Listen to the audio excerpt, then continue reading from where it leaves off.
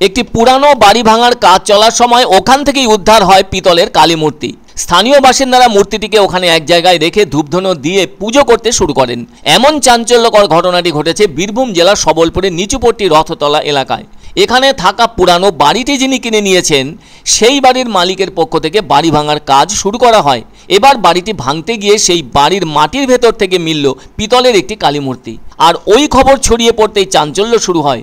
অনেকেই ওখানে চলে আসে নিজের চোখে কালী মূর্তিটি প্রত্যক্ষ করতে। এদিকে স্থানীয় বাসিন্দারা মূর্তিটি উদ্ধার করে এলাকাটি ঘিরেও রেখেছেন। তবে ওই কালী মায়ের মূর্তিটির পুজোও শুরু করেছেন স্থানীয় বাসিন্দারা। স্থানীয় সূত্র থেকে জানা যায় বহুকাল আগে ওই জায়গায় একটি কালী মায়ের মন্দির ছিল। তারপর ওখানে বাড়ি নির্মাণ করা হয়।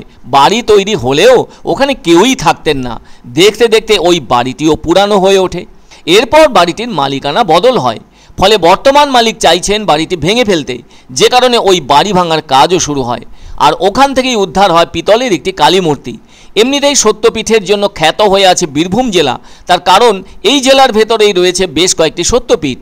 এদিকে ওই বীরভূম জেলাতেই মিলল একটি পিতলের কালী মূর্তি। আর এ ব্যাপারে স্থানীয়দের দাবি নিশ্চয়ই ওই অঞ্চলে আগে কোনো কালী মন্দির ছিল, সে কারণে ওই মূর্তিটি উদ্ধার হয়েছে। জানা গেছে যে বাড়িটি ভাঙা হচ্ছিল বোলপুরের নিচুপট্টি এলাকায়, সে সময় একটি কালী মূর্তির হাত দেখা যায়। তারপর উদ্ধার করা হয় মূর্তিটিকে। এদিকে ওই জায়গাটিকে ঘিরেও রেখেছেন স্থানীয় বাসিন্দারা। এ ব্যাপারে দেবব্রত দুবে নামের স্থানীয় এক বাসিন্দা বলেন, এই স্থানটির হাত বদল হয়েছে, তাই এখানে ভাঙাভাঙির কাজ চলছে। স্থানীয় কয়েকজন দোকানদার দেখতে পান একটি মূর্তির হাত দেখা যাচ্ছে। তারপর একজনকে ডেকে ওই মূর্তিটি ওখান থেকে উদ্ধার করা হয়। এদিকে আরও জানা গেল সিপাহী বিদ্রোহের সময় এই স্থানে নাকি একটি পঞ্চমুণ্ডির আসনে কালী মূর্তি প্রতিষ্ঠিত ছিল। বর্তমানে সেই পুজো হয়ে থাকছে বোলপুরের কালী বারোয়ারি তলায়। তবে ওই পুজোর আগে এখানে সংকল্প করা হয়, তারপরই শুরু হয় পুজো। আর ওই ঘটনার মধ্য দিয়ে একরকম প্রমাণিত হয় যে এখানে মূর্তিটি প্রতিষ্ঠিত ছিল এবং সেজন্য আগেও এখানে পুজো পাঠ হতো। এদিকে মূর্তি উদ্ধারের পর ওই জায়গায় মন্দির প্রতিষ্ঠার জন্য স্থানীয়দের একাংশের পক্ষ থেকে দাবি উঠতে শুরু করেছে। তবে এ ব্যাপারে ওখানকার স্থানীয় বাসিন্দা দেবব্রত দুবে বলেছেন, অনেক আগে থেকে তাদের সকলের মনে ইচ্ছে জেগেছিল ওই জায়গায় একটি মন্দির প্রতিষ্ঠা করতে, কিন্তু বিভিন্ন পরিস্থিতির কারণে ওই জায়গায় কেউ হাত দেননি।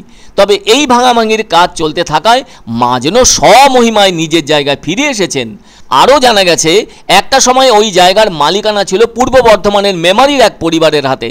আর বর্তমানে বোলপুরের এক ব্যক্তি জায়গাটি কিনে নিয়েছেন। সেজন্য ওই ব্যক্তি তার কেনা জায়গায় ভাঙাভাঙির কাজও শুরু করেছেন। আর তখনই উদ্ধার হয় ওই কালী মূর্তিটি। উল্লেখ্য, এর আগে মেদিনীপুর শহরের সুপ্রাচীন মন্দির সংস্কারের সময় মাটির নিচ থেকে বেরিয়ে এসেছিল একটি শিবলিঙ্গ। জানা যায় ওই মন্দিরের বয়স 200 বছর অতিক্রম করে গেছে।